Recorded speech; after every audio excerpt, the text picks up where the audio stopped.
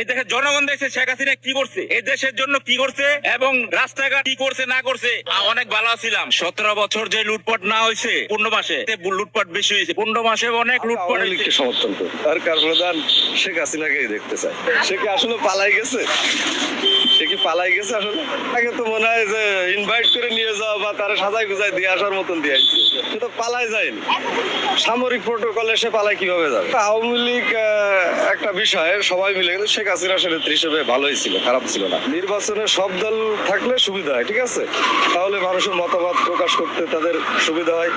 এক কেন্দ্রিক কোনো দল বাদ গেলে এটা তো আসলে তেমন ভালো কিছু দেখায় না। নৌকা তো এবার নির্বাচনে অংশগ্রহণ করতে পারবে না। কেন পারবে না? নৌকা ছাড়া নির্বাচনে হবে না। এই নৌকা ছাড়া কোনো প্রার্থী থাকবে না এই বাংলাদেশে। এর আগে কোনো ইলেকশন হবে না। নৌকা দিয়ে ইলেকশন সারা নির্বাচন দেওয়া সম্ভব না। কেন সম্ভব? সম্ভব না। জনগণ এখনো তো মানে শতকরা 80 জন আওয়ামী লীগ, শতকরা আওয়ামী লীগ 80 জন। ভোট কিসে দিবেন? ভোট দেবো না, নৌকায় দিব। ভালো লাগে। আমরা আওয়ামী লীগ সরকারে চাই। আওয়ামী লীগ সরকারকে কেন চান? চাই উনি দেশ পরিচালনা ভালো করে, সুন্দর করে। ভোট গুনিয়ে নিলে আওয়ামী লীগ সরকার আবার সরকার, যদি ভোট গুনিয়ে নেয়। আর যদি মনে করেন না ভোট বানচাল হয়ে যায়, তো কিছু করার নেই।